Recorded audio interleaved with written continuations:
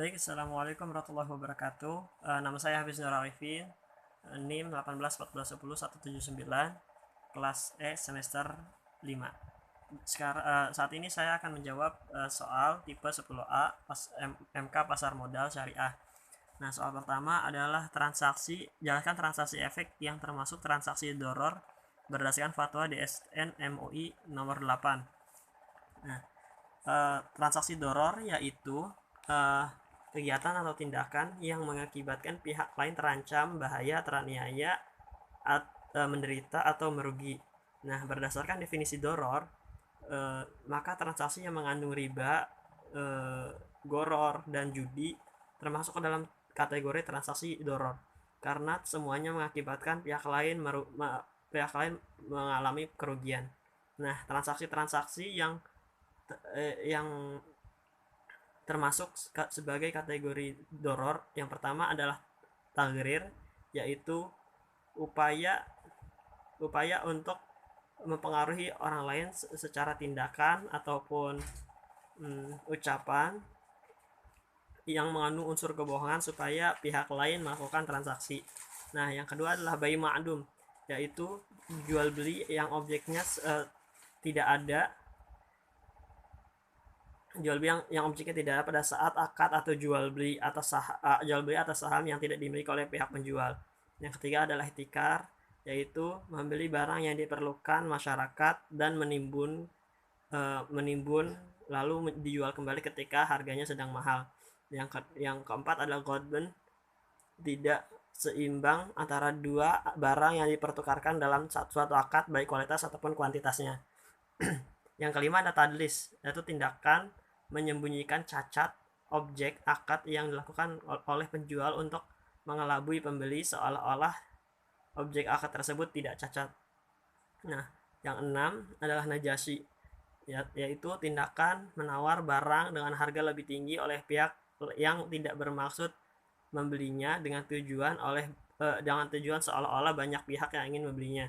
Nah, yang ketujuh adalah gishi, atau marketing at close atau pembentukan harga penutupan. Yang terakhir adalah riba, yaitu mengambil untung berlebihan. Nah, yang soal nomor 2 adalah jelaskan mengenai akad baik murabahah. Nah, akad baik murabahah adalah akad jual beli barang di mana penjualnya menegaskan atau memberitahu harga beli barangnya dan pembeli membayar dengan harga yang lebih tinggi. Penjual wajib menyebutkan harga perolehan barang dan keuntungan di awal transaksi sebagai harga jual. Pembeli wajib menyetujui harga jual tersebut sebelum melakukan transaksi. Nah, soal yang ketiga adalah jelaskan mengenai variabel pembentukan pasar modal. Nah, variabel pembentukan pasar modal terdiri dari penjual dan pembeli, lalu mekanisme transaksi, lalu objek transaksi, dan alat transaksi.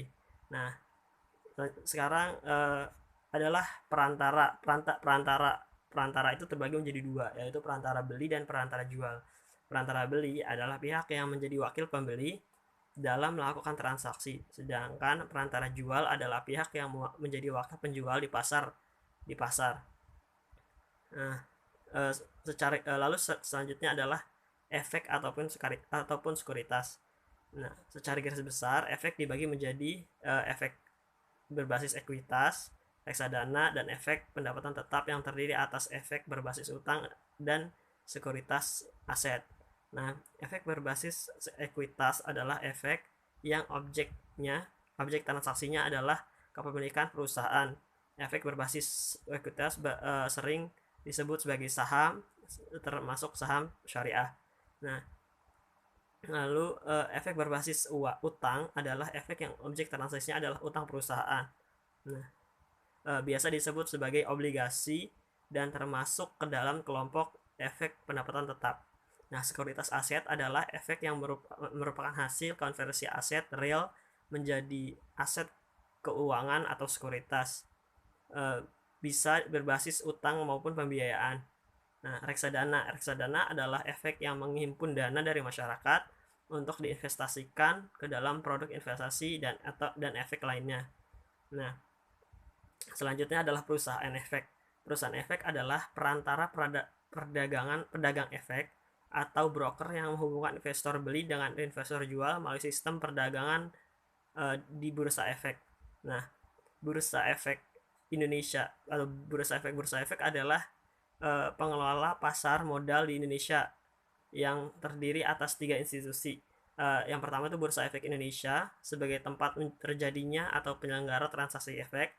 Lalu KPEI, Clearing Penjamin Efek Indonesia, sebagai tempat dilakukannya clearing transaksi. Lalu KSEI atau Kustodian Sentral Efek Indonesia sebagai tempat penyimpanan efek dan memindah bukukan hasil transaksi efek, pengelola pasar atau Self Regulation Organization SRO, yaitu adalah yang lebih kompleks, misalnya efek derivatif atau kontrak opsi saham, atau kontrak berjangka dan produk terstruktur atau struktur produk. Selanjutnya adalah emiten dan investor. Nah, efek yang ditransaksi di pasar modal hanya boleh diterbitkan oleh perusahaan atau pemerintahan. Nah, institusi yang mengeluarkan saham tersebut adalah emiten atau perusahaannya.